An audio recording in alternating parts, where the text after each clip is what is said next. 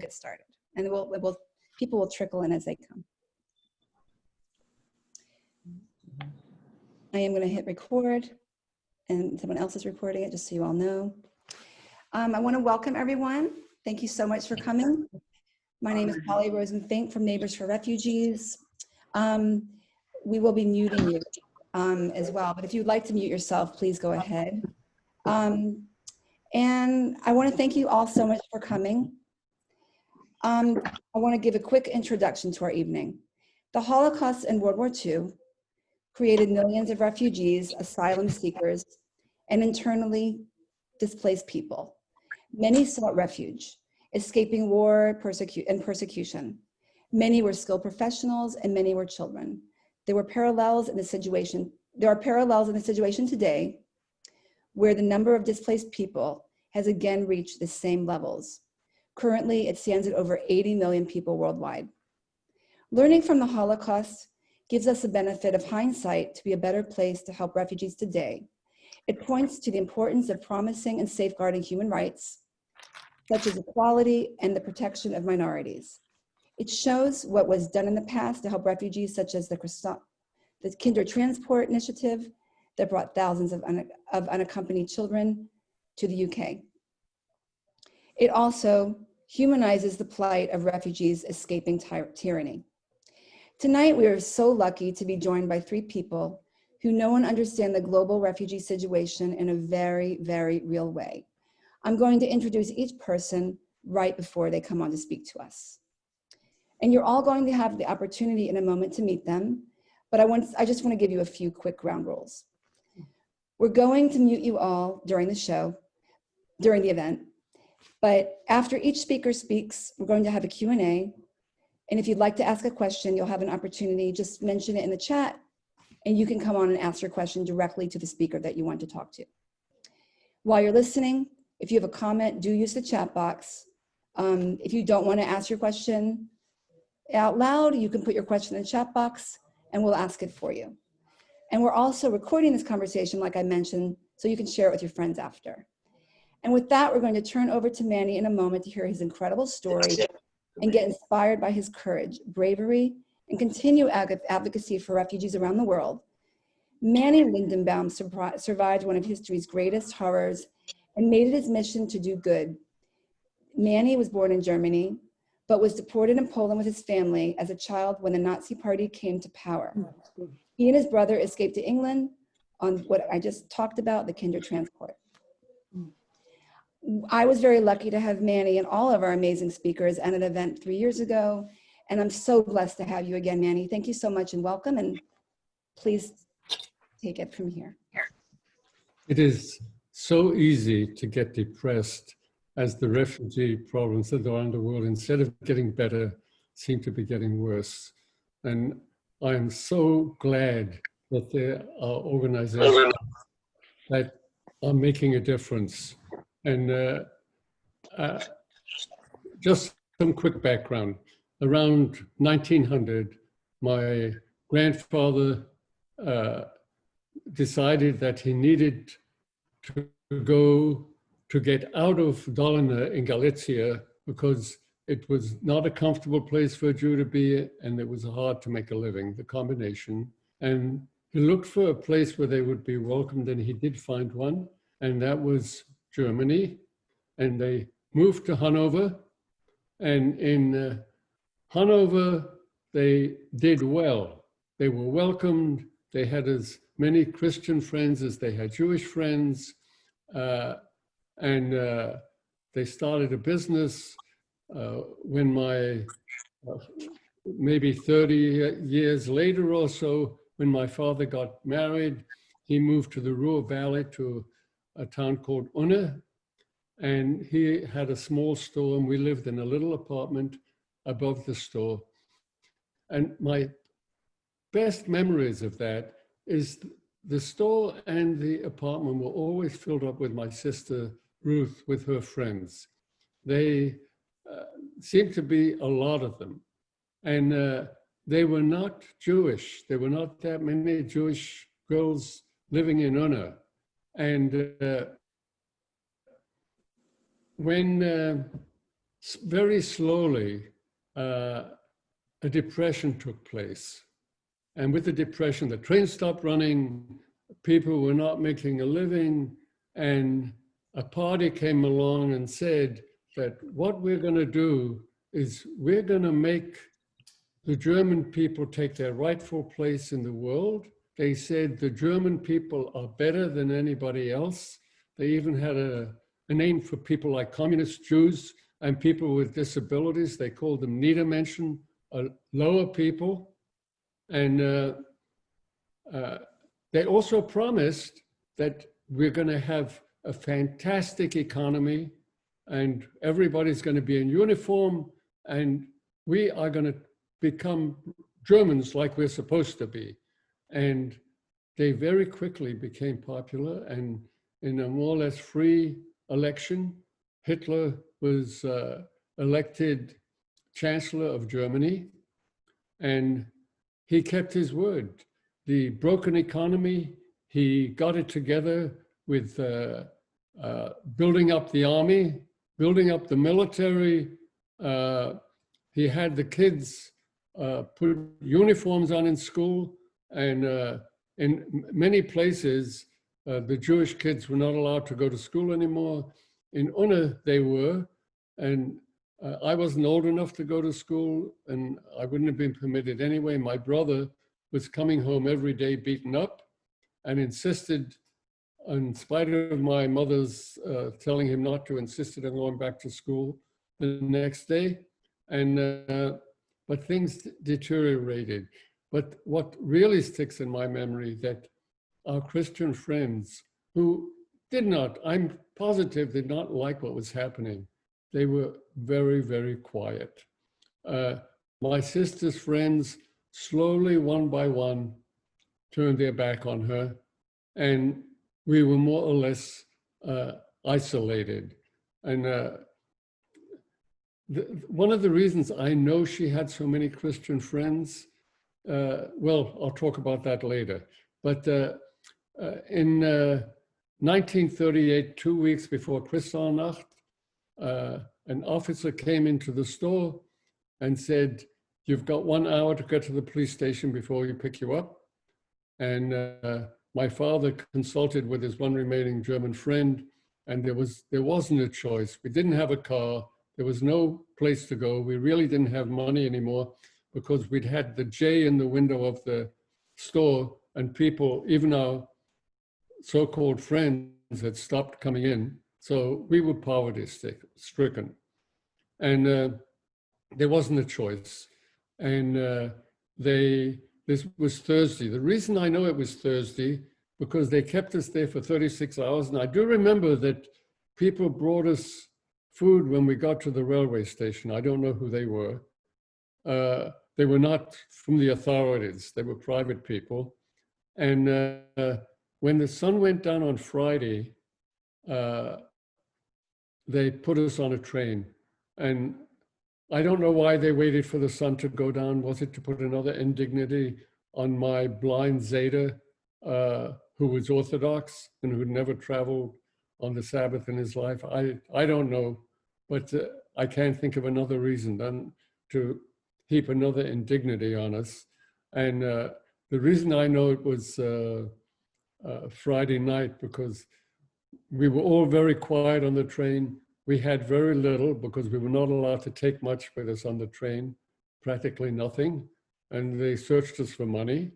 And my Zeta, my grandfather, started the Friday night services. And that's a vivid memory that I have. So I knew it was Friday night. And the next morning, we got to Spongen, which is a border town with Poland, and they got us off the train. If anybody had too much stuff, they took it away from them. And then they chased us to the border. There was my blind grandfather. There were people who could hardly walk. There were kids. I wasn't quite 6 yet. And the Polish guards tried to keep us out, but they didn't succeed. And we were in Poland. And then a scene took place that happens today. here we were across the border, we were in Poland, and horses and carts came by towards us, and they offered to help us, to take us, and they loaded a lot of people's suitcases on their wagons and stole them and took off. And this kind of thing you can see every day, although it's not reported anymore. You see very little news about what's happening. We had to walk about 7 kilometers, 5 miles or so to Spongen. And when we got there, and this is a memory which I think I've read enough to know it's true, that if any place more refugees poured in than were in the town to start with, they were not hostile. We were not chased out. Some of the people were permitted to sleep in the stables. We got into a burnt out mill. We were crowded wall to wall on the 4th floor. There was no lights, no toilets or water or anything else. But the good part that happened is that within a day, 2 refugee organizations showed up. There was HIAS, and I didn't know that from my memory. I know that from what I've read from what the local people wrote and the Joint Distribution Committee. But what I do remember is that we were sleeping on the floor and they handed out cotton bags to put straw in. So which made a difference. And after that, we did have enough to eat. I know my mother and my sister were part of a group which helped distribute food. And we were there for 10 months. And during that 10 months, as the refugees, we did a lot of organizing, certainly not me. And for me, as a 6-year-old, this was not a terrible time. I had my mother, my father, my sister, who in the meantime had gone off to a school, and my brother was there, and a friend, Herbert. And for 10 months, some of the people who had money and contacts, like refugees all over the world, who had real contacts, were able to go to China or other places. I knew of some who managed to get to Shanghai. And my family and most of the others did not. And 10 months later, the German army was on the border and rumors were going around. All I know is everybody was very nervous. We were at the railway station and they were trying to get everybody on a train to go to Grodno, which was further east. And at that point, my parents got me over to somebody who had spoken about the Kindertransport. And so my brother and me went to him together with Herbert. And this is a memory which is burned into me forever, because my friend Herbert was there. And as my mother and father turned their back on me and got onto the train and left me standing there, Herbert's mother came back and took her crying, hysterical son with her, and they were both murdered in Auschwitz, which I didn't know at the time. I knew that much later. But the trauma of that, having a kid separated from his parents, resonates so strongly when I hear about us, America, and I'm as responsible because I'm an American, separating kids from their parents. It is just horrible, because it took me half of my lifetime to really get beyond that and to be able to think about my parents again. And we did get across Poland. My sister joined me along the way. I got to see my Zeta for the last time. He was at a home for the aged, for the blind, outside of Warsaw, and he heard we were coming, and he met us, and my brother and sister and me, we continued on to Danzig, to the port. It took a total of 10 days. And one of the memories that I remember rather well is that there was actually a bed there that I slept on. But again, all those 10 months were not nearly as traumatic as separating a child from his parents.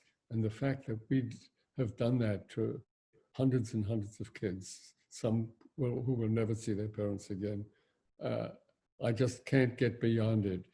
We did get to the port, and there I heard, they told me that my sister was not going to be let on because she was 14 years old, and she said too old, which wasn't true. It's just one person made that decision.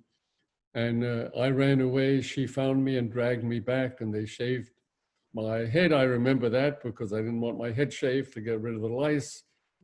And that was the last time I saw my sister, because my mother, my father, my sister, and my Zeta were all murdered, which I found out much later.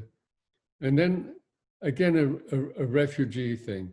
We got to England, and I give all the kudos and blessings to Israel for saving the lives of 10,000 of us.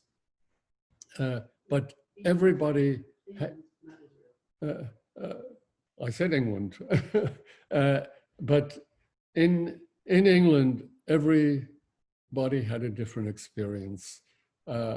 Very often, British people took kids in and treated them like their own, and it was beautiful, and I've spoken to many of them. And then my brother was taken in by a nice Jewish family, and I, who was very angry, and again, the trauma of a kid who's separated from his parents, I was a problem for everybody. And in school, the first family kept me for 24 hours. They didn't speak my language, and I was so full of anger, not crying, just angry. And I remained a problem for everybody. But then an amazing thing, and when I talk to kids, I often talk about how easy it is to make a difference in somebody's life, especially if you see somebody in distress, because there were people in Ely who reached out to me, and probably the reason that I finally did heal mentally is because of them. The vicar's wife was amazing, and when I went back once for a reunion, and somebody asked me, what is the highlight of England? And I mentioned the vicar's wife. He immediately took out his phone and found the daughter, who was actually in South Africa, in a home for sick people, and she remembered me. And so how did you get that phone number? Because this woman had not only made a difference in my life, she had gone out of her way to make a difference in many lives. And it is so easy to make a difference in people's life when you see they're in trouble. They remember it forever. So after the war, the last family, by the way, the Spantons, I was with them for 3 years and slept in their son's room and kept in touch with them until today. As a matter of fact, the granddaughter found me on Zoom or something, and I'm in touch with her in Australia. And another amazing family who put up with a very troubled kid and made a difference. I was at a function at Brookdale Change, and I was there with my daughter, and I was there with my granddaughter, and the three of us spoke. And after everybody spoke, I got up, I said, I've got to tell you, after listening to this, I have to go retrace my steps about where my parents went and where I went from Poland back to my hometown, and I'm going to do the whole thing on a bicycle. And obviously, in the end, when it turned out that it was 1,700 miles that I was talking about, the last 200 we did do on a bicycle. And the thing that stuck mostly in my mind, I expected, especially in Poland, to find a lot of anti-Semitism. I expected to find it in Galicia. I expected to find it everywhere, and I certainly expected to find it in Germany. And actually, I think there was only 2 times that I was confronted with racism and hatred out of a total of 28 days, which was truly amazing to me. The thing in Poland, I went to the synagogue where my blind grandfather used to daven, used to pray, and I met people there.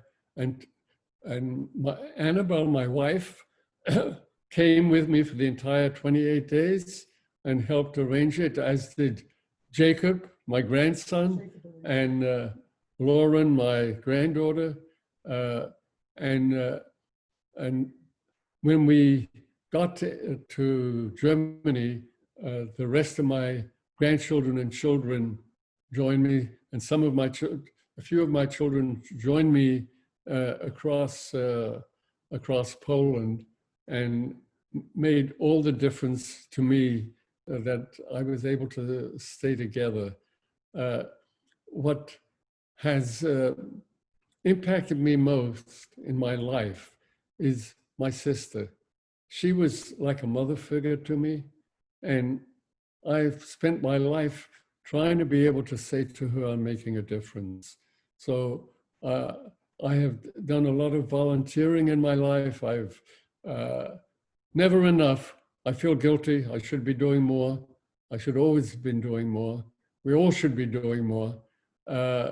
So that whenever I do make a difference, she smiles down on me, and so her memory for me is a positive thing.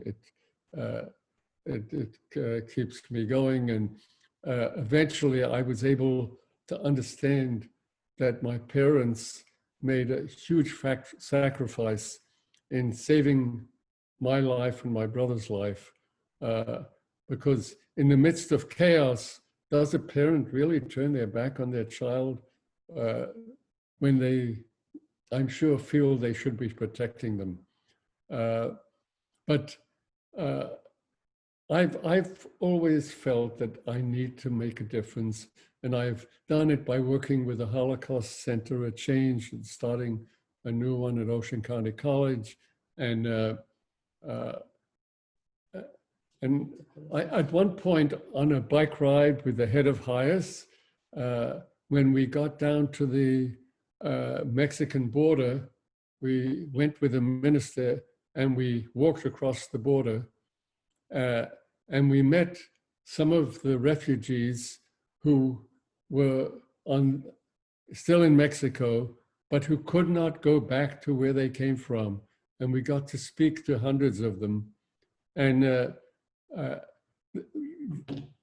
HIAS was helping them with legal problems, and the church, which was nearby, had a feeding program, which was beautiful. And sad to say that with the virus, it was shut down.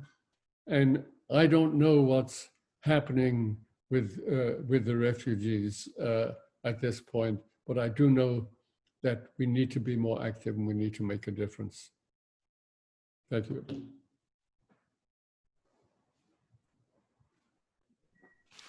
Manny, thank you so much for sharing your story with us.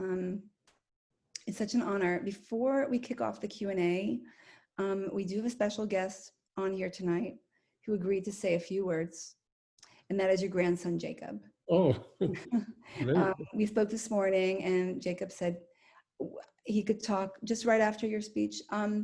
Jacob, what is it like for you? What has it been like for you to grow up with Manny as your grandfather and hearing the story? Like, how has it inspired you in any way that you want to talk about?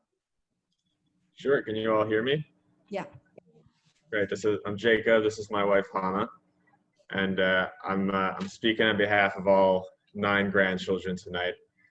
Zeta, he always talks about how he's a lucky Zeta, but we're the lucky ones in the equation because he taught us mainly by action more than words. You know, our whole lives he's been very involved, and I think the biggest lesson is his idea that to not be a bystander. If you see any injustice, whether it's small, he only talked for 20 minutes tonight, but he has a lot of stories when he speaks to kids that go on about whether it's bullying or something bigger in the world. You have to stand up, because if you don't, then no one else will.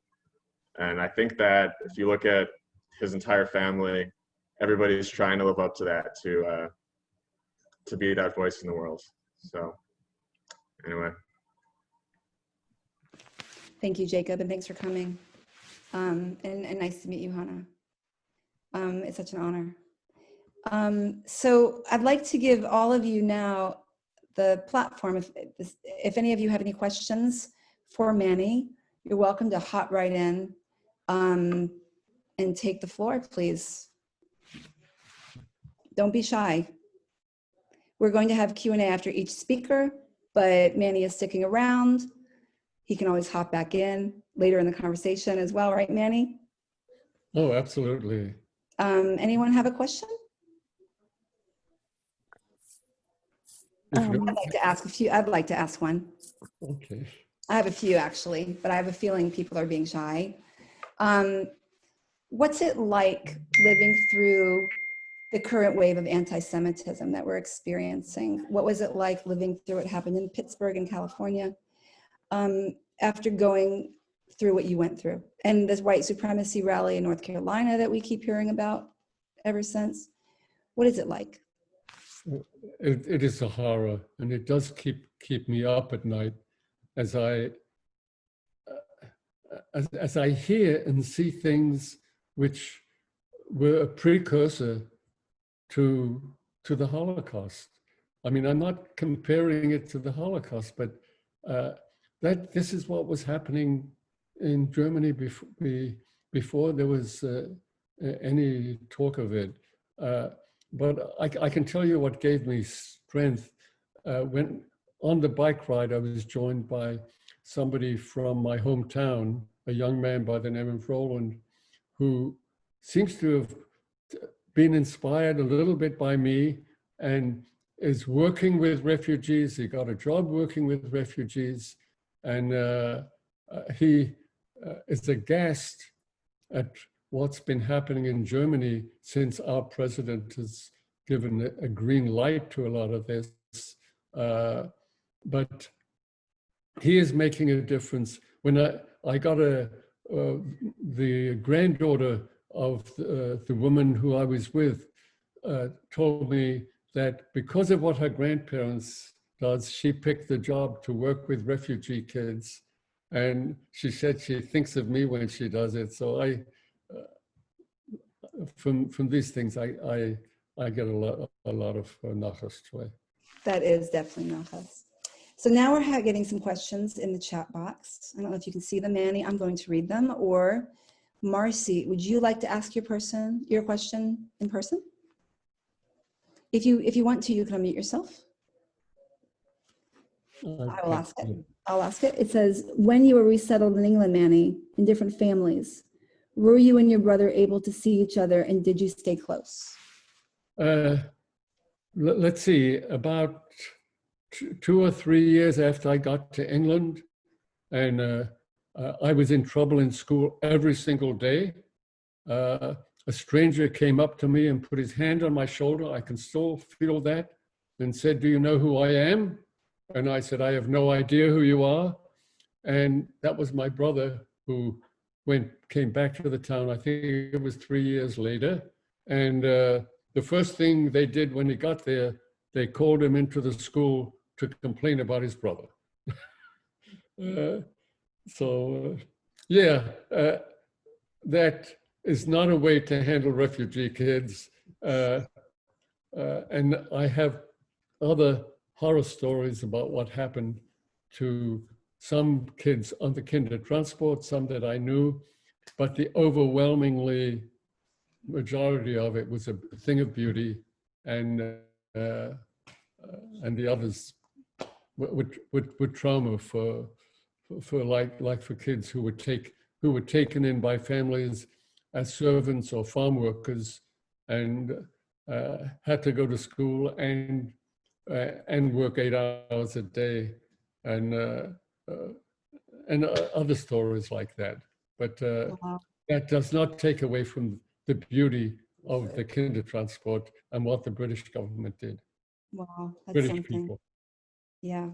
Maud, would you like to ask your question out loud, or would you like me to read it? No, sure, I can. And again, if this is too personal, you've been so wonderful sharing so many things already. But, you know, I always wonder, and I've read some of Wiesel's stuff, but how somebody who goes through all of that can reconcile that with any understanding of God, of Judaism, of etc. If you care to, any thoughts in response to that topic?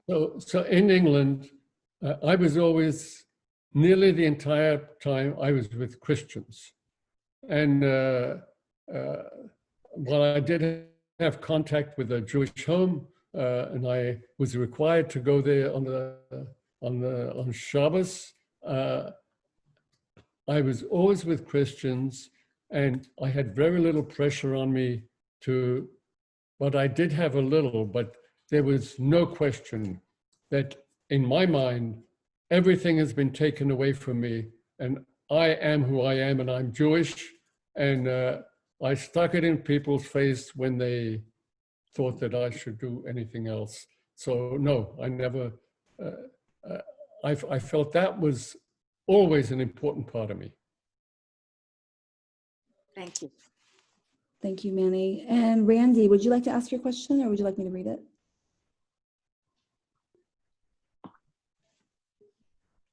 There's a question from Randy Kaplan that says, so this can be compared to the Holocaust. The president has said things that are as close to the thinking of Hitler that we've experienced since World War II. Do you have any comment on that? When I first heard some of the expressions, such as making America great again, I knew where it came from, and it sent chills through me. And it's also sent chills for me that no matter how much racism there was going to be more or less the same percentage of the people in every country, including America, who would support it. And it is so important for the rest of us to educate them and to be active and to make a difference. One more thought. When the first time I returned, not the first, but I returned to Germany with my granddaughter Simone, and we went to when they were putting the stumbling stones in, where my name was in front of our store, which is a big story. And at that event, the local minister, who I still stay in touch with, had tears in his eyes as he spoke. And I told him, I said, "You were not alive. Why do you have tears in your eyes?" And he very quietly said, "My church was here, and so were my people." And it stuck with me that there were so many people there whose parents and maybe grandparents had been bystanders, but it made them go in the other direction. And they turned out for us when we went back to Una. As a matter of fact, when we came back on our bikes, we were met by the minister, and they had a reception for us, but first they took us to the synagogue where they stayed, where there was a reception for, I think there was 18 of us or something like that. Thank you for sharing that, Manny. Terry, would you like to ask your question?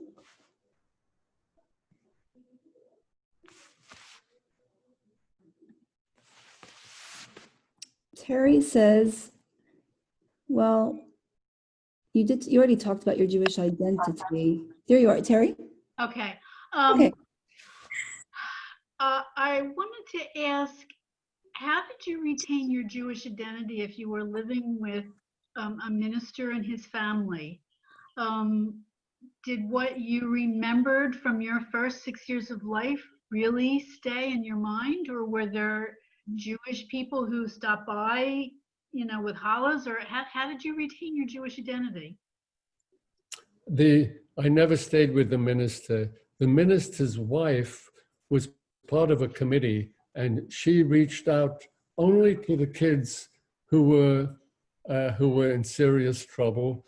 And I had been put into a Jewish home in that town, a Jewish boys' home, and I lasted less than 24 hours because I picked a fight with the biggest kid there and ended up in the hospital. And that's when they farmed me out to other families again, on the condition that I come there for Saturday services. So during my entire time there, I was at the hostel. I was at services every Shabbos. Okay. And what did you say to the refugees you met in Mexico? How could you comfort them knowing there's no kinder transport for them? Do you know what amazed me most? Because we hear about gangs, and what we saw was a long line of men, women, and children, more women and children than men, and all very quiet and well-behaved. The kids were too well-behaved. I found it a little bit eerie. And speaking to them, they were just so welcoming and so glad that we were there. And they were going for a meal. I don't know what happened to this particular long line of people when the church was unable to continue because of the virus. And I think they're still sending food over, but they're not. They don't have volunteers serving it or taking care of the people. When you saw them, did it trigger memories from your time in Poland? In a way, yes. In another way, no, because my memory of Poland more or less is chaos. Although it was chaos which I think my memories of we were more messy, more dirty, less organized, but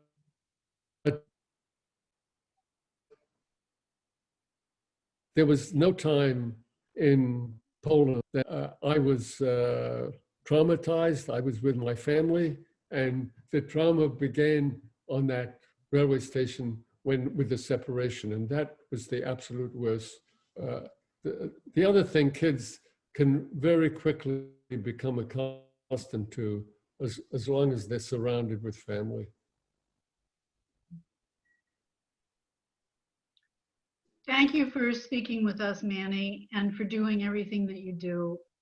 You are a tower of strength. Thank you. We're all so lucky to be with you tonight, Manny, and it's such an honor for you to be here with us. Thank you. We're going to hear from a couple other people, but Manny is going to stick around, and I have a feeling we'll be back in the conversation because he has a long-standing relationship with Hyas, as you know, and Rebecca from Hyas is here, so hopefully you'll come back on in not very long, Manny. Thank you so much.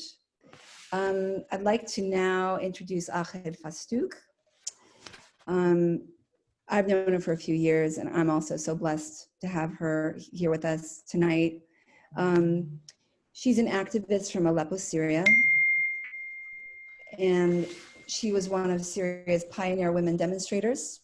When the war erupted, she worked as a paramedic on the front lines and remained in Aleppo's rebel-held side until late November 2015. Ahel, welcome, and thank you so much for joining us.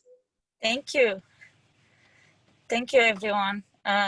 Good evening, and thank you so much for having us. Thank you, Holly, for organizing this, and thank you for everyone who's here with us tonight.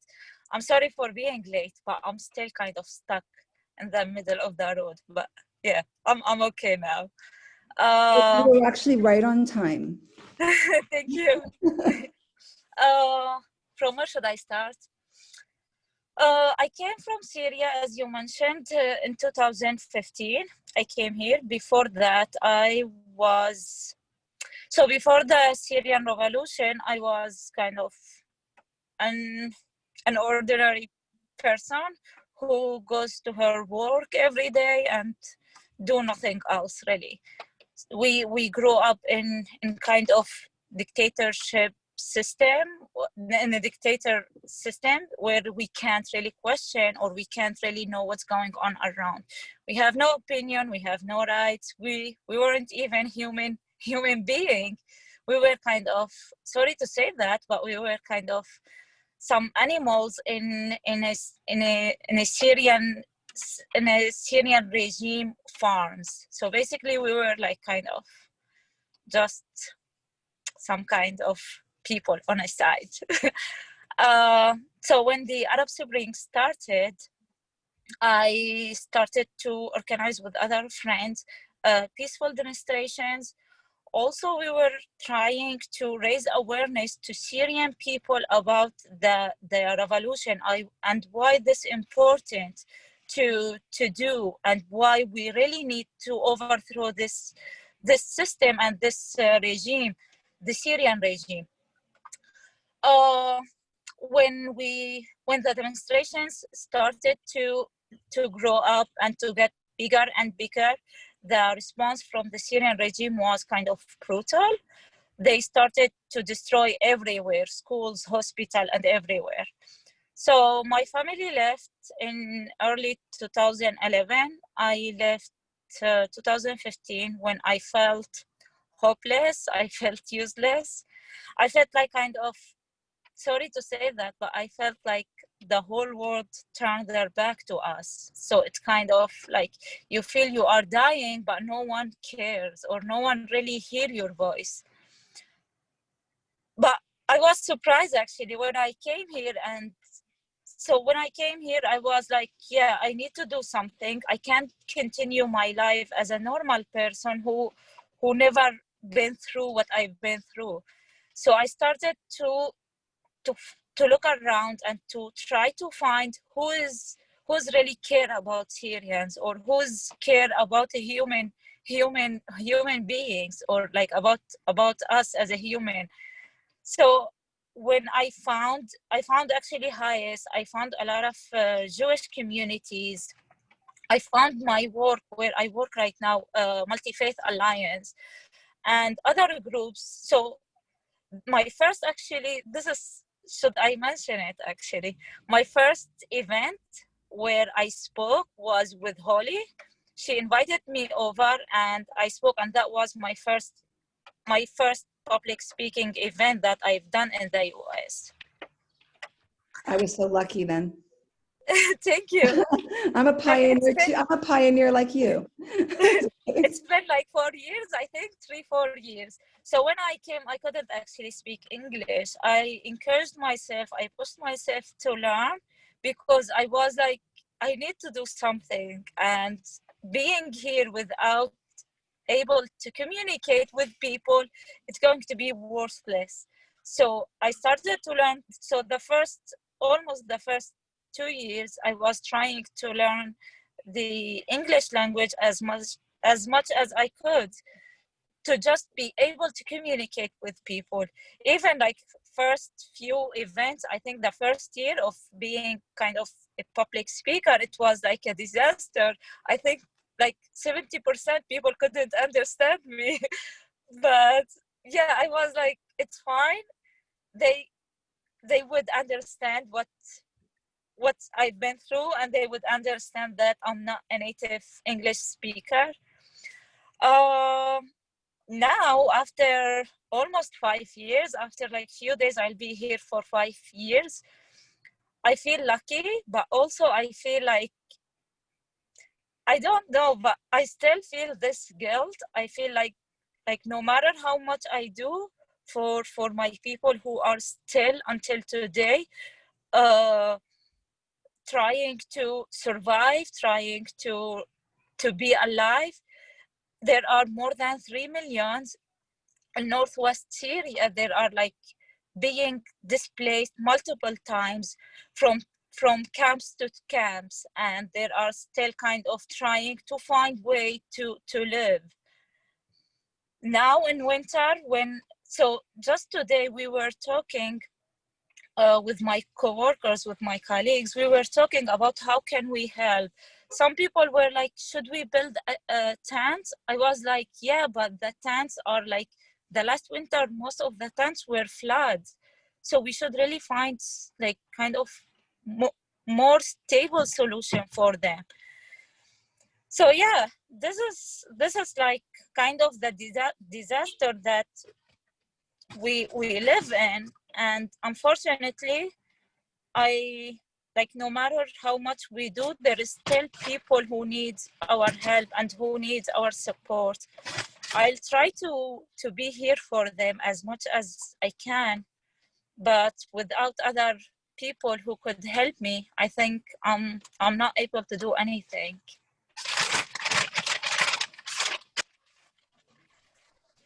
Thank you so much, Ahel. It sounds like you really pulled over on the road to talk to us. We're very grateful. Sure, I'm sorry, It sounds actually. like you almost didn't make it. We're so grateful to hear your story, and you're one of the most impressive people that I personally have ever met.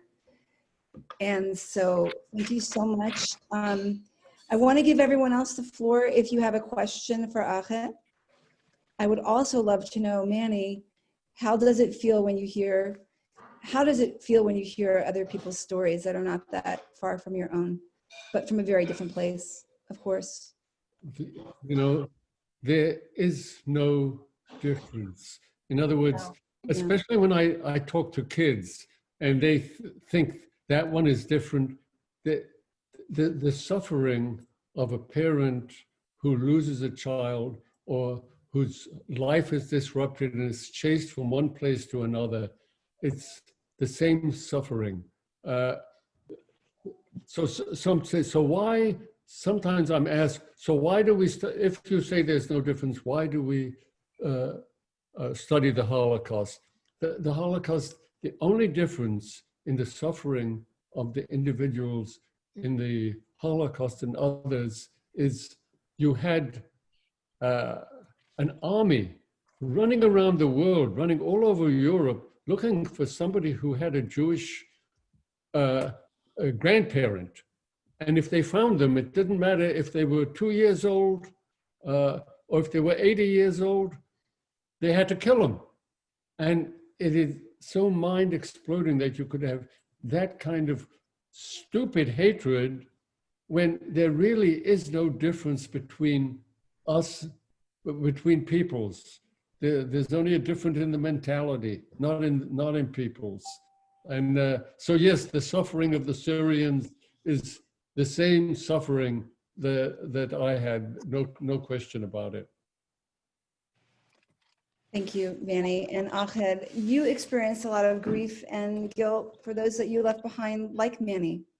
Can you please talk about that? Yeah, sure. I mean, so there are people like who were like me, like who just believed in democracy, who just believe in being kind of in an open country, and now they feel like they are stuck, like they can't do anything. They are in this like spot, like the small spot of northwest Syria. They can't go to Turkey. They can't go to their home cities. They can't go to their homes, their apartments, and they are kind of like stuck in like in an open and trying to survive on their daily lives. I totally agree. Like sometimes you look at the history and you see like it's what's happening now and today. It's exactly what happened during the Holocaust, during the Second World War, and during like this is exactly happening again. And also it's always actually like kind of like when I hear it, like when people say never again, and now and yet it's happening again and again. So this like kind of never again, where is it? Like how no one really cares. It's very true. We have a few questions in the chat box. From Marcy, we have, did you say that your parents left Syria several years before you? Did you reunite here, and who were you resettled with? I'm sorry, can you repeat your question? I'll just do one question at a time. Did you say that your parents left Syria several years before you? Yeah, they left Syria, I think, in 2011. And yeah, I left in 2015. And did you reunite here? Oh no, they left. Well, when they left, they went to Lebanon. They stayed there for a few years, I think for 2 years, and then they moved to Turkey. So they are right now in Turkey. And then the last one for her is, who were you resettled with initially? Actually, with no one. I'm kind of, when I came with a friend. So my reason of coming here was because I was an activist and I was invited to speak to the public about what's going on with the Syrian, and they really wanted to hear from a woman who were able to work on the ground and to deliver aid on the ground.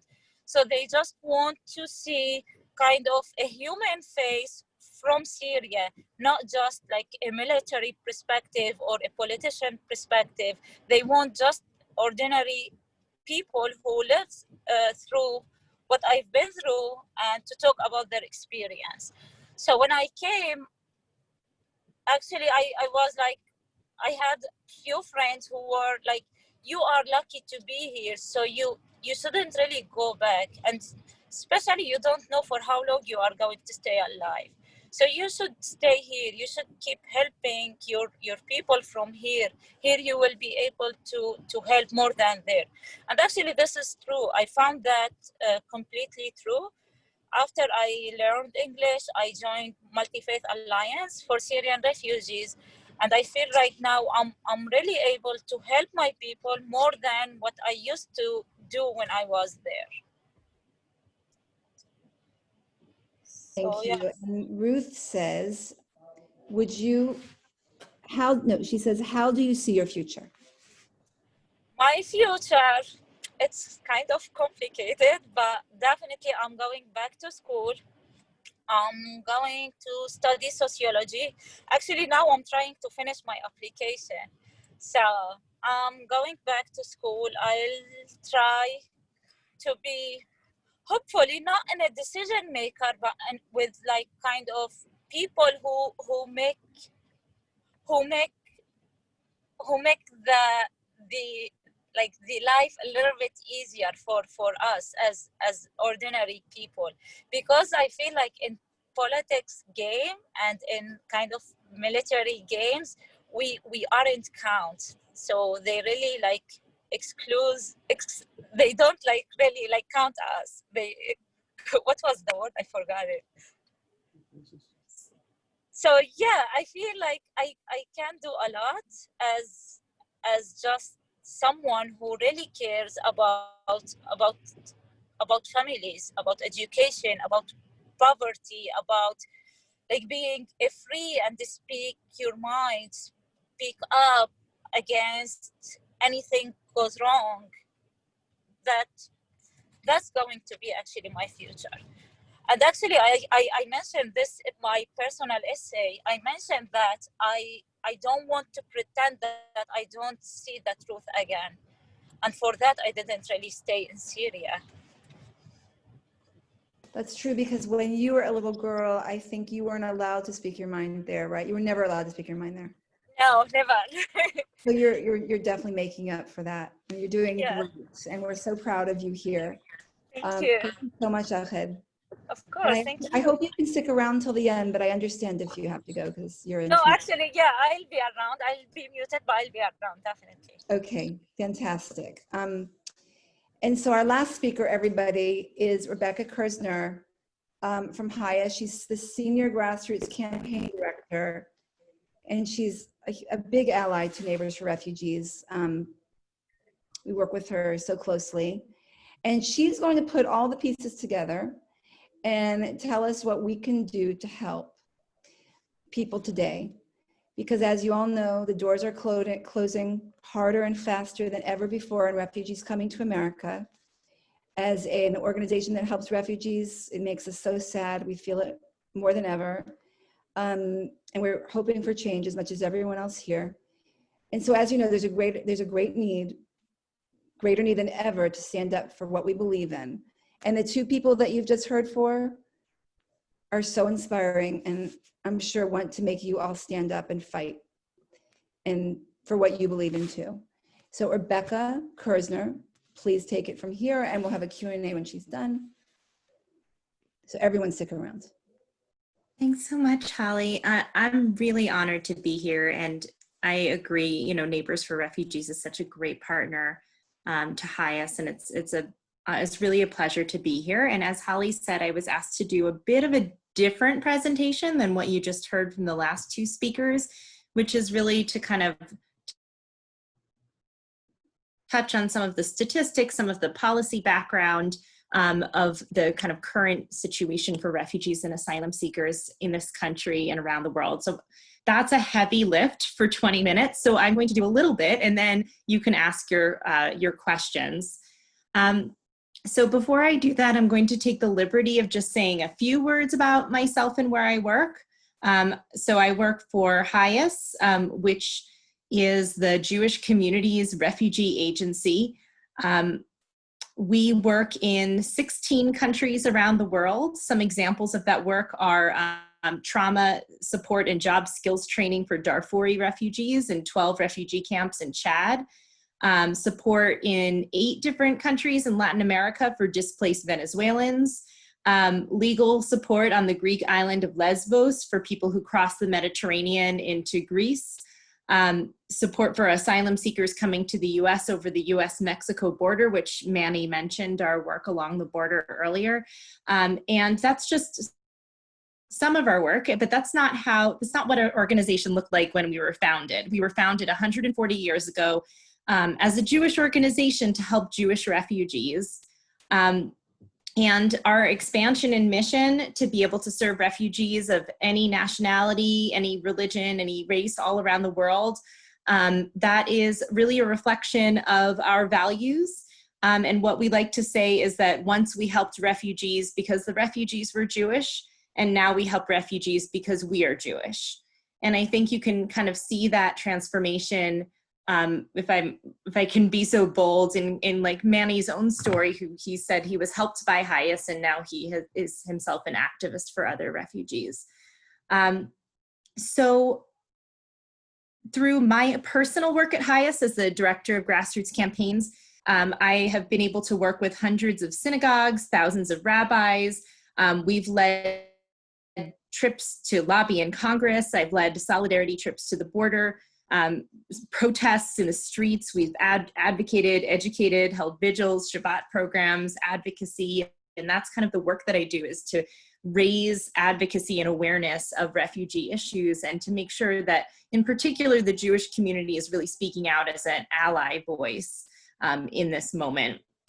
So I feel really lucky to be here and to speak to a group that really understands that what this is all about is essentially supporting the human rights of other people, the safety of other people, the lives of other people. I think any one of us would want to know, right? Any one of us would want to know that if we ever came across hard times, God forbid, had to leave our own countries, that there would be someone to help us along the way, and that there would be somebody who would respond with kindness. And I think that's what Neighbors for Refugees is about. That's certainly what HIAS is about. So it's a pleasure to be here. So Holly, I don't know if you mentioned this, but in 2016, Holly organized a program of the exact same 3 speakers. And, you know, I spoke, Manny spoke, and Ahel spoke, and it was in 2016. Earlier today, in preparing my presentation for today, I actually found my remarks from that exact event. And my biggest takeaway was not a happy one, which is that it's all progressed and it's all gotten so much worse, and not in, you know, it's, the refugee crisis has gotten bigger, and more doors have slammed shut to refugees, you know, including in the United States, maybe most notably in the United States. So I'm going to, I think most people are on the screen here. I'm going to just share my screen and show you a little bit of facts and figures that kind of illustrate that. And as you were doing before, I mean, please feel free to put questions into the chat. Let's see why this isn't working. Okay. All right. So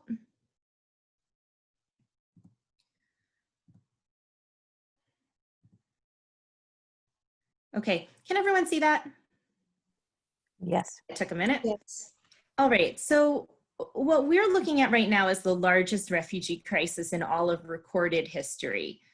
As of the end of 2019, so the numbers for 2020 have not yet come out because it's not yet the end of 2020. So this is as of the end of 2019, there were 79.5 million forcibly displaced people worldwide. That number includes 26 million refugees. And most of the difference between those two numbers is whether people are displaced within their own country or whether they've crossed a border to another country, which would be the difference between being internally displaced and a refugee. And what that basically amounts to is 1 out of approximately every 110 people on the planet have been forcibly displaced from their homes as a result of persecution, conflict, violence, human rights violations. So if you look at this chart, you can see, you know, 2016, when we held this program, it has increased quite a bit since then. My presentation, good thing I had my notes from it, said 65 million, and that was just 3 years ago. So I wanted to show you here, this is a little bit heady here, but I wanted to show you where, you know, who the people are, where are people coming from.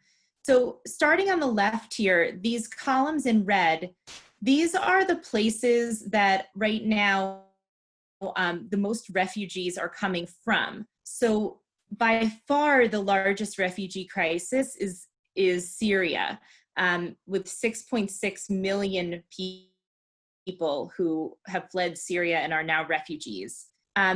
Probably, you know, the biggest change has been Venezuela, that just in the past couple of years there are a huge number of people who have fled Venezuela because of the situation there. Behind that, Afghanistan, behind that, South Sudan, and behind that, Myanmar. And these are the top 5 countries that refugees are coming from. And something that I want to just point out about these 5 countries is to just say that I feel so embarrassed for the United States with all that they've done to specifically try to block people coming from Muslim countries and the Asylum Ban and all the things that they've tried to do to kind of implement discriminatory regulations on people coming from Muslim countries. Because if you look at this list, it's quite heavy with that. So these are the top countries that refugees are coming from. This middle column here, the green column, is the top 5 countries that refugees are going to. These are the top countries that are hosting refugees. So by far, Turkey, which is now hosting 3.6 million refugees. Colombia, this number is largely Venezuelans, 1.8 million. Pakistan, Uganda, and then after that, Germany. And the reason that I felt like it was so important to show you this data set is because in a few minutes, I'm going to talk about how many refugees the United States is admitting. And we are talking about, it's just so silly to me to be arguing about, you know, like whether is it going to be 15,000 or 18,000, because those numbers, the US could be doing so much more. We are a country with a great amount of resources and we could be doing so much more, but these countries are kind of far exceeding those numbers. And then lastly, over here on this last column, what this represents is the number, so it's kind of like a percentage of the total population in that country. So in Aruba right now, which is a tiny country, 1 in 6 people is a displaced Venezuelan. And in Lebanon, 1 in 7 people is a refugee, a lot of them Syrian refugees. And so these are countries where, you know, as a percentage of the total population, it's a really huge number. So this I just thought was a, you know, an interesting look at kind of who, you know, where the biggest crises in the world are in terms of, people who are being forced to flee for their lives, and then where they're going. Does anyone have any questions about that before I move on? I have one. Oh. My name is Pam. I know that at one point Lebanon was 1/4 to 1/3 Syrian refugees, maybe 3-4 years ago, and I wonder, is this changed because they have moved on to Turkey or to other countries? What accounts for the change? I'm not actually sure what accounts for the percentage change. Sorry, when I don't know the answer to a question, I don't want to try to guess.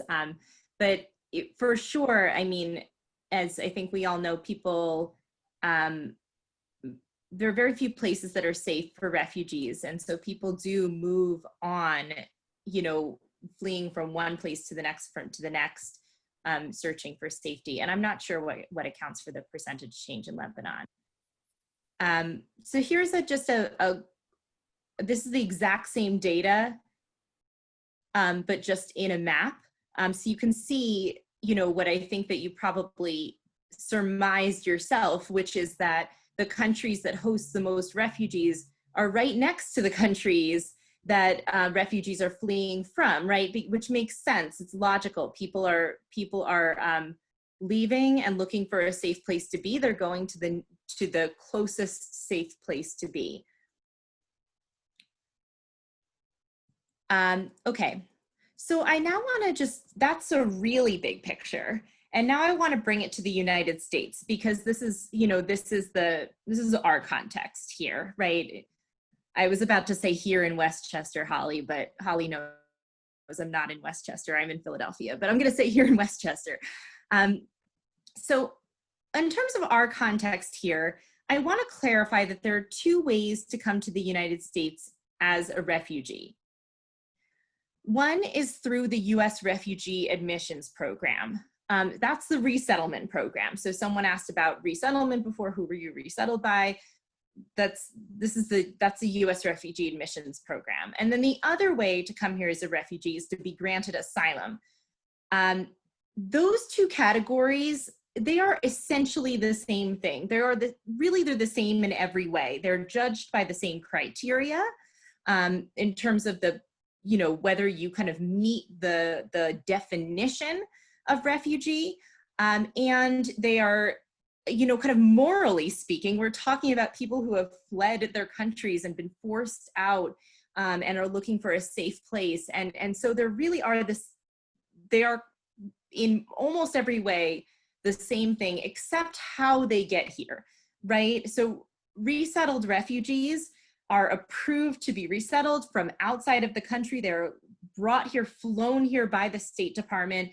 And when they get here, they already have status, legal status. It is, refugee status.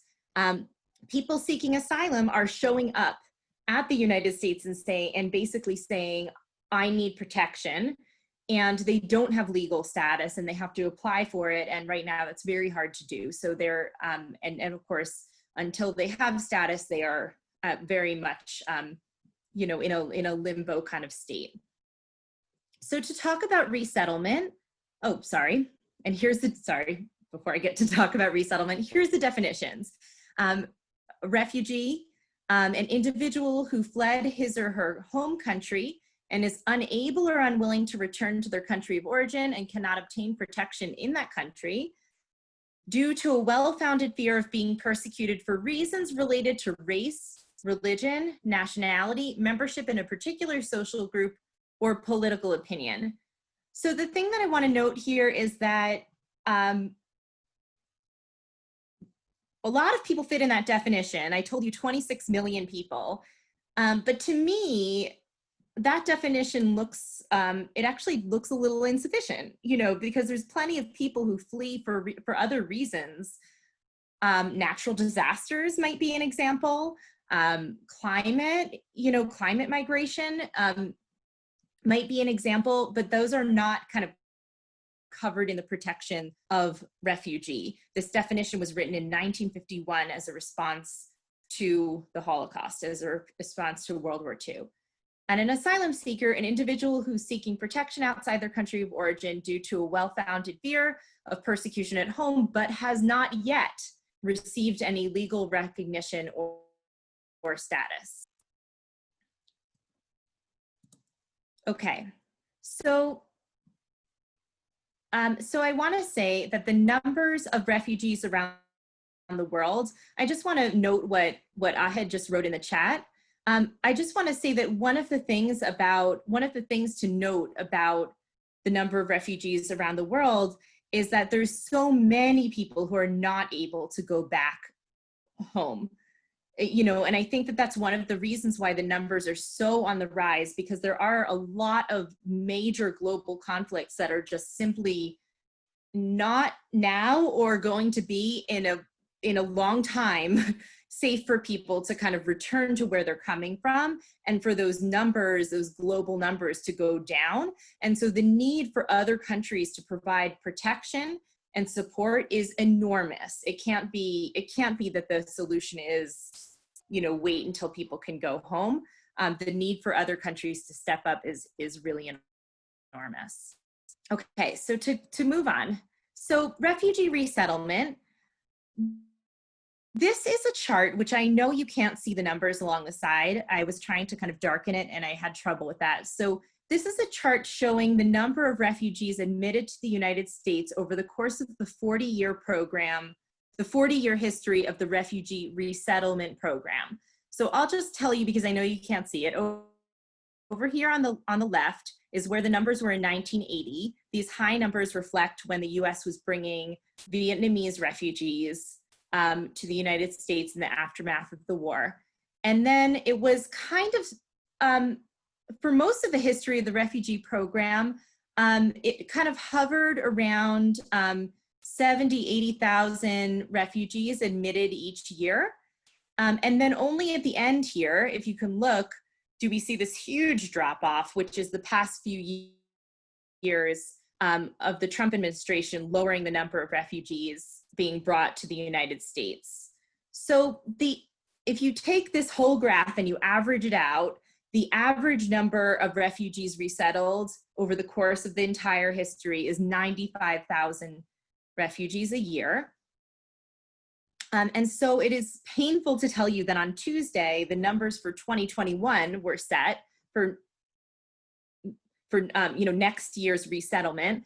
And that number was set at 15,000 refugees, which is extremely low compared with the historic average of 95,000. And honestly, it should have been higher than that too.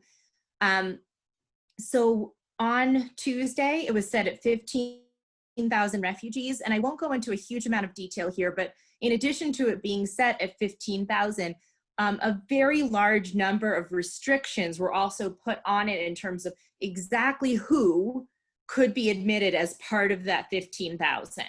And it's not wide open to anyone who needs it. It is very, very restricted into certain categories of people who can access those slots.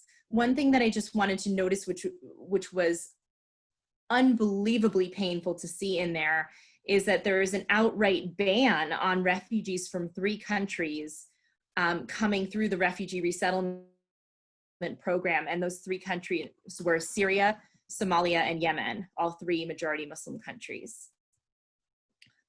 So that was the announcement from earlier this week. Does anyone have any questions about resettlement? Because I'm going to move to asylum after this, and so I want to make sure I address any questions here.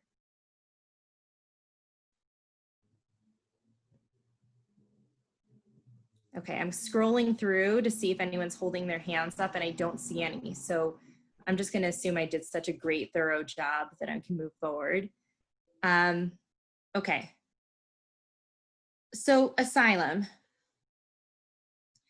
And I want to really be clear because, there's a lot of misinformation about people who come to the border and people who are trying to seek asylum here. I want to be really clear that seeking asylum is legal. It is a human right to seek asylum. And you can seek asylum, at a port of entry, between ports of entry, which some people like to call quote unquote illegal immigration. It's not illegal, it's seeking asylum. You can seek asylum once you're already here in the United States. You can seek asylum and claim protection really up until 1 year after you arrive here.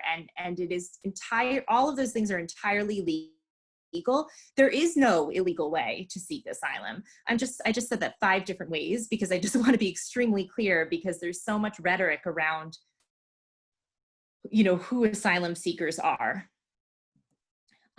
So I would say that you've all seen what has happened to people seeking asylum. They have probably been on the receiving end of some of the worst and most heinous attacks, human rights violations, the most kind of notorious policies of the entire Trump administration. I mean, I know that some of you have seen the stories about families being separated, ripped apart at the border. I know some of you have seen the stories of children in detention centers, in jails. I know that some of you saw the story 3 weeks ago about, women receiving forced hysterectomies in detention centers. Some of these, conditions have just been awful. And so I want to just run through what I have titled here as a very abridged list of recent changes, and to give you a sense of what the situation is right now. So first of all, we've got Title 42, which is being used. Basically, in the past few months, they have used COVID as an excuse to essentially close the entire US-Mexico border to asylum seekers and to say that no one can come in at all. So that's the current situation. The border is effectively closed, and and COVID was the reasoning behind that. Layered onto that is what's called the Remain in Mexico policy. That is, I'm assuming, the reason why, Manny, why you met so many people on the Mexico side of the border, that they were not able to come in, because there is a policy instituted in January 2019 that required most asylum seekers to, they would approach the border, they would, be processed, and then they would be sent back into Mexico and forced to wait in Mexico for their immigration court hearing in the United States. Totally unprecedented policy. Normally people would wait for their court hearing while inside of the United States. And what it did is it put all of these people at this incredible risk, living, basically living on the street, basically trying to make it, with nothing, in a really dangerous context.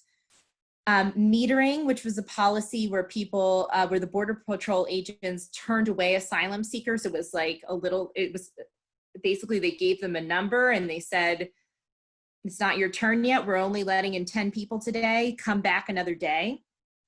The Asylum Ban, which was an executive order that said that anyone who passed through another country without seeking asylum in that country is ineligible to come to the United States. And of course, explain to me how you could come from anywhere in the world and arrive at our southern border without going through Mexico. So that was a clear ban.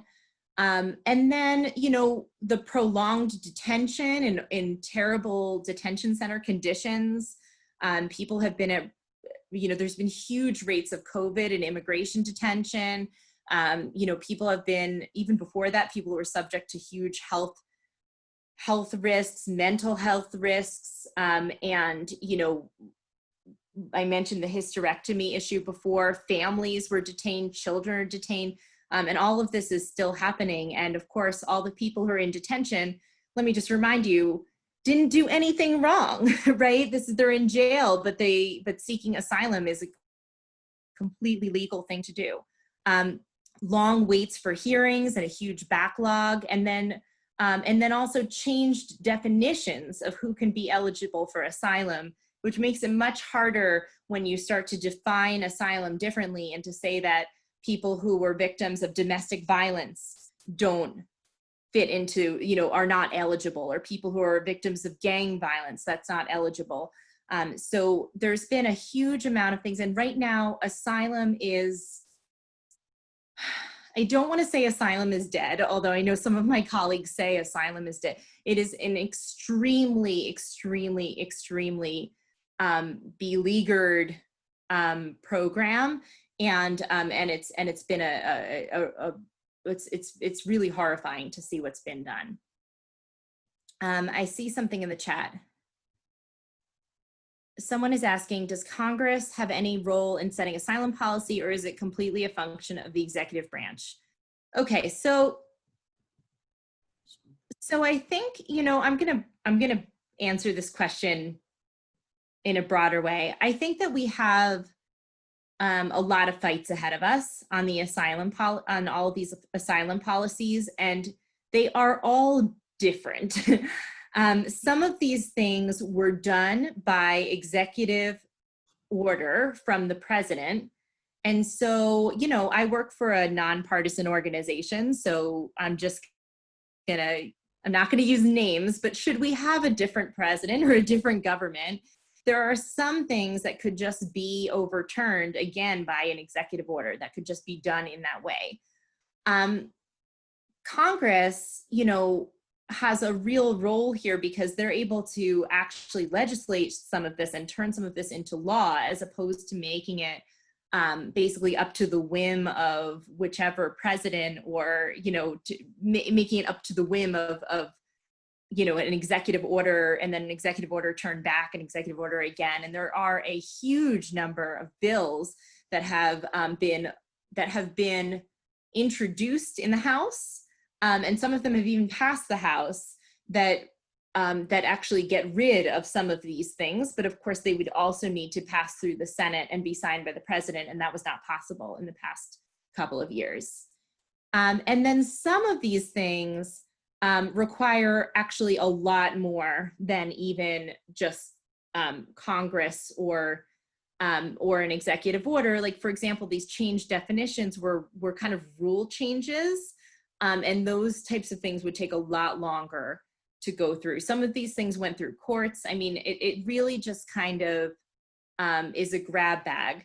But I did know, I did notice that, the Biden campaign has their immigration policies on their website, and some of these things they kind of committed to get rid of, like remain in Mexico, for example, as a day one priority. So it really depends on the thing. But this is similar to the refugee program in that, for example, a new administration could also raise the number of refugees admitted through the refugee program, but there's still been a lot of damage that's been done to the refugee program in the past 4 years and a lot of kind of rebuilding. So there's a lot of work that we all need to do. Are there any other questions on this? Could I ask a follow-up question, Rebecca? Yeah. The definitions, those aren't set by U.S. policy, right? Those are international definitions. Are they set by UNHCR, or am I mistaken? No, it's both. So the definition of refugee was written in 1951 at the UN Refugee Convention. And then, countries signed on to that. And then in 1980 was the very pivotal Refugee Act. We just actually celebrated the 40th anniversary of the Refugee Act. And that's what codified it as part of US law and created the Refugee Resettlement Program. So it's both. We adopted the international definitions. Can I ask a question? Of course. Oh, so Obama had invited Annabelle and me to come when he went to the United Nations to increase the amount of refugees that the United States was going to admit. And he got a whole bunch of other countries to increase the amount that they were going to admit. When we backed out of that, to the best of my knowledge, so did the other countries. So it's not just what we're doing on the border, but we're setting such a horrible example that around the world, we are responsible for quite a bit of this refugee crisis. And Yep. If you haven't voted, we've got to vote. We've got to make a difference. Yeah. I really appreciate that point. I mean, the US used to be a global leader in terms of resettlement. We used to resettle the largest number of refugees. That's no longer the case. But, I think that in this and in so many ways, what the United States chose to do as the world's most powerful country set a precedent and an example. And allowed other countries to make the decision to kind of back out of their own obligations and their own, commitments to welcome certain numbers of refugees.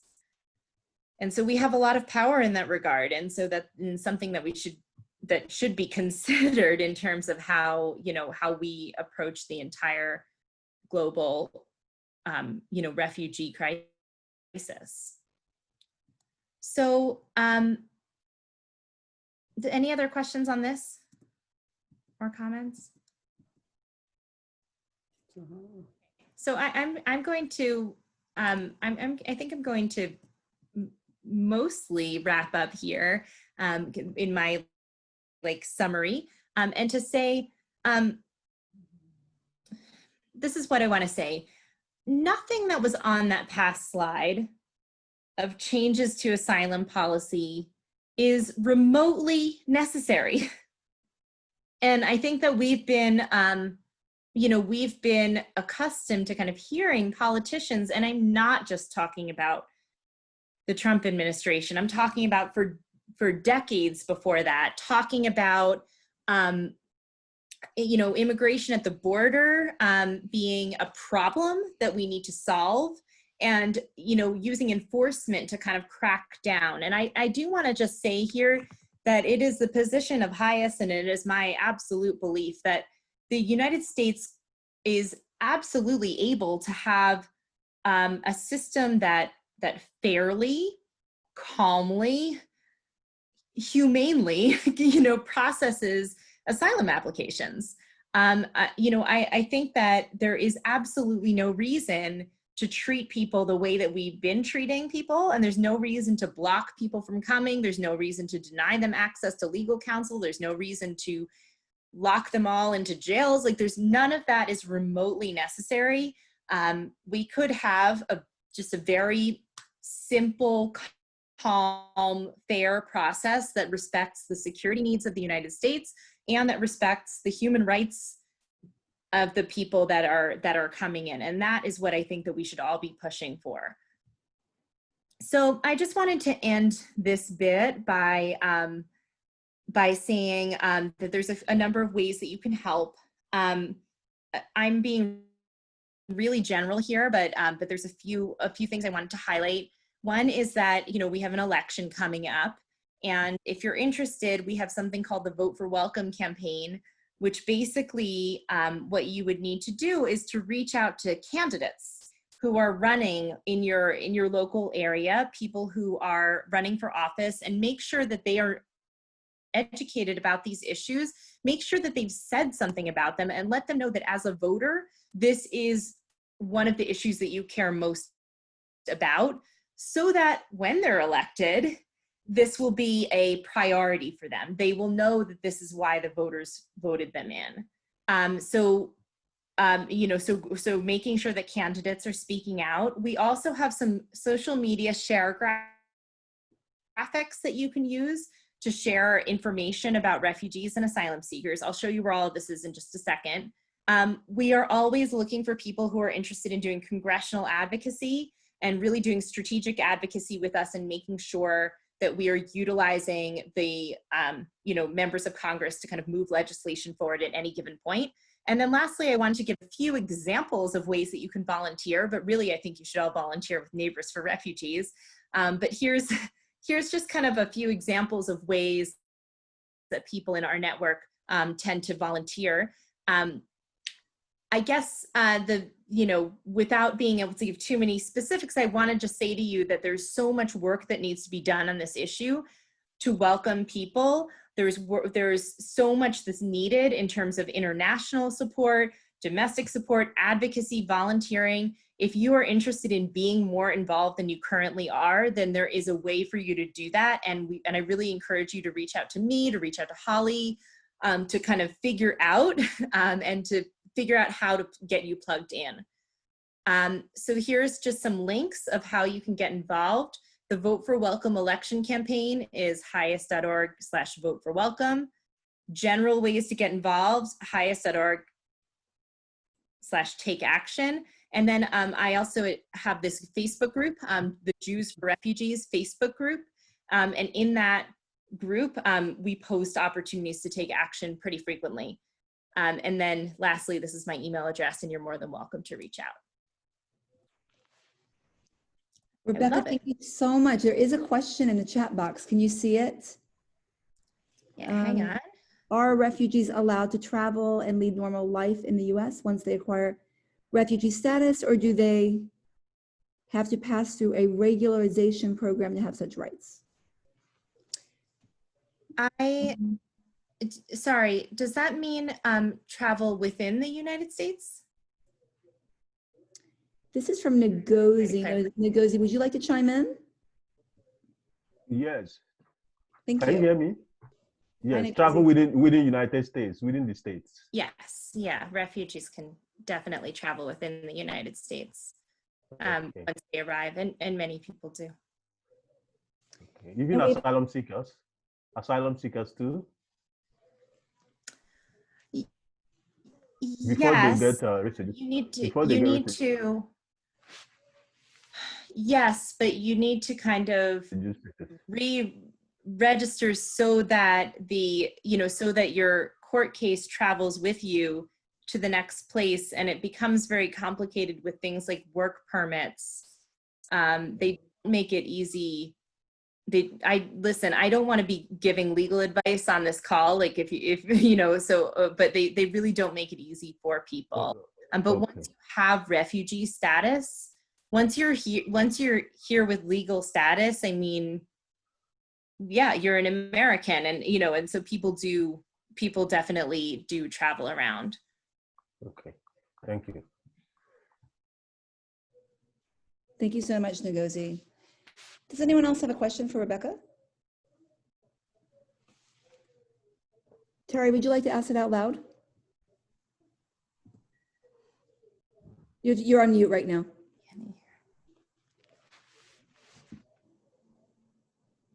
You're still on mute. Okay. Can you hear me? Yes. Okay. How do you respond to statements that resettling refugees will place financial burdens on communities? This is one of the most common objections. The other is about integration of refugees into American society. But how do you respond to those questions? Yeah, I mean, this is a really important question, because I think people ask it a lot, and it's a misconception that people have, because refugees, you know, what it's been shown, you know, again and again, is that it ends up being they have an economically, you know, positive impact on the communities that they end up in. So whereas it might be, you know, a certain amount, and honestly a small amount of investment from a local community to be able to kind of welcome somebody there, you know, the data shows out, you know, that over the course of time, refugees are paying taxes, they are, you know, working jobs, they're starting new businesses, they're employing other people, and that over time, it's, you know, it's a huge gain. And I think that's true for kind of immigration in general, across the entire history of the United States, that immigration has been, you know, a kind of economic driver throughout all of US history. And so that's, you know, the same thing is true now. So it's just a misconception, and it's really notable that, you know, that the arguments are always used, you know, they're going to take our jobs, or, you know, things like that, because none of that is actually accurate. And it's the same things that people have been arguing about and saying for over 100 years. They said it about Jewish refugees too, back in the day. Rebecca, I have a question. The banning people from Somalia and Yemen seems like the worst possible. Those are countries with the greatest humanitarian crises. How do they pick these things?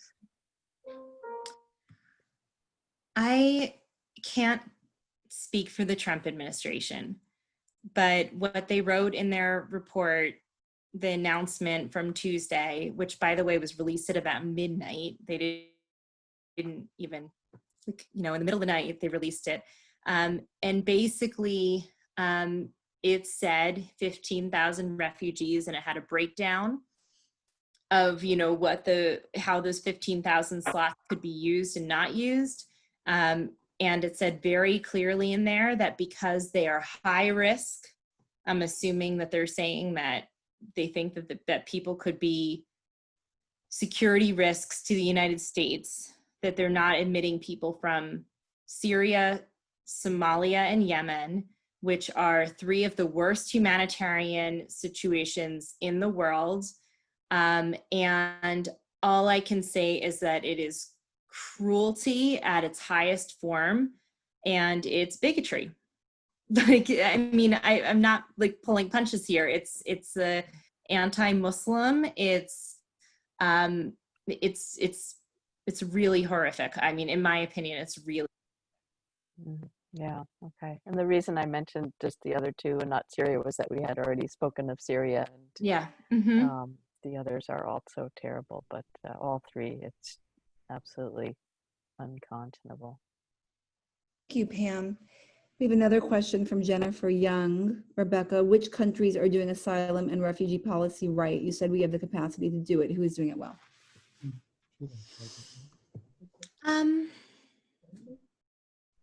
Just yell it out. This is a, this is a hard question to answer.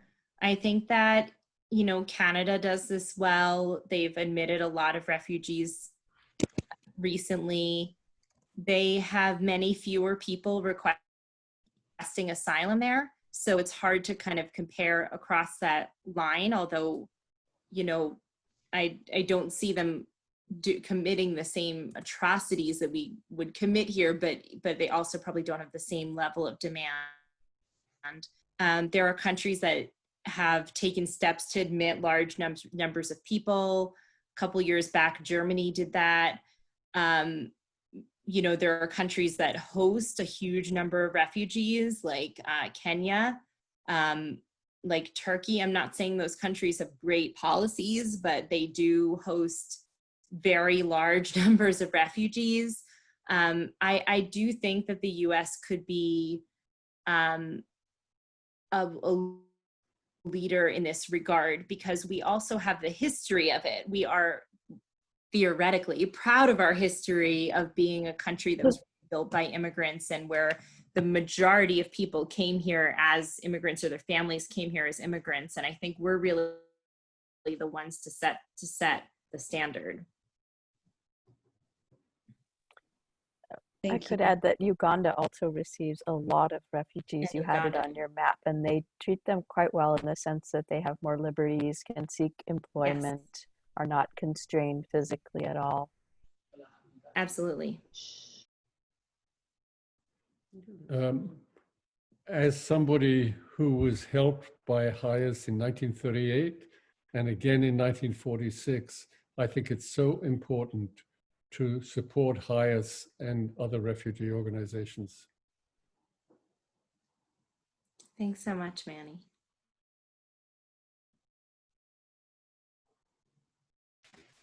While we've been in this conversation, someone actually sent me a picture that I wanted to show Manny because it's so amazing.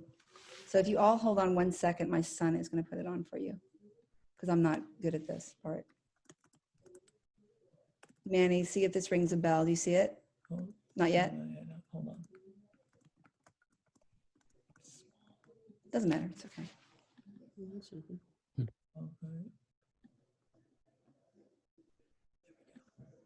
Okay. It's coming. There you go.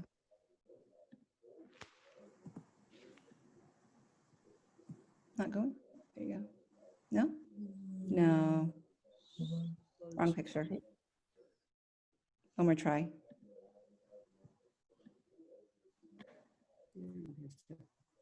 That's strange. It's okay. No, we see it. Go on, We see go it. on. We see it. Oh, do you see it? Yeah. Manny, do you know what that is? Here it is. Do you know where this is?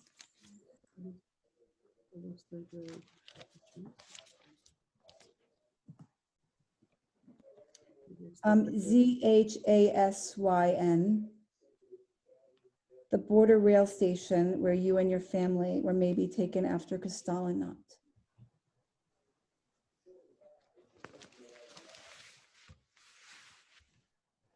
I just thought I would show everybody that.